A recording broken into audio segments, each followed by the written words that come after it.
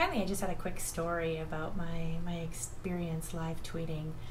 So I was in an auditorium that had about 100 people in it, and I was sitting towards the back, and I was the only person there with my laptop. I thought it would be more academic if I was using Twitter from my laptop versus just using it from my phone, where people could think that I was just texting, or there might be some type of stigma attached to it, which is probably another thinking session that I need to create.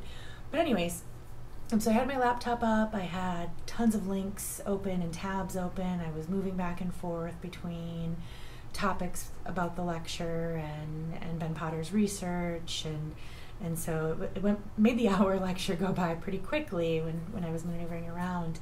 And afterwards, there was a woman sitting behind me, and she commented on how much information that she saw me find.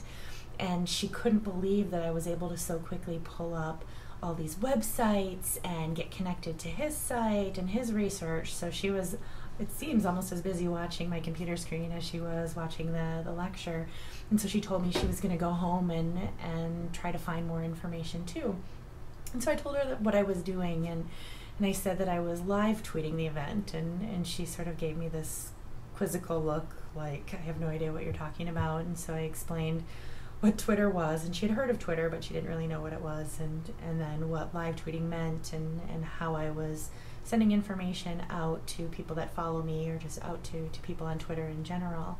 And she was totally fascinated with the process, and that people would actually use social media in an academic setting. And so I was kind of laughing that this happened. I didn't recommend the digital citizenship course for her because I'm not quite sure she's ready for this yet, but needless to say, it's kind of cool when I was able to take something that I was trying for the first time and then be able to talk about it with somebody who hadn't done it before. So Twitter definitely had a pretty big impact on me that evening, and I'm looking forward to future stories and future events.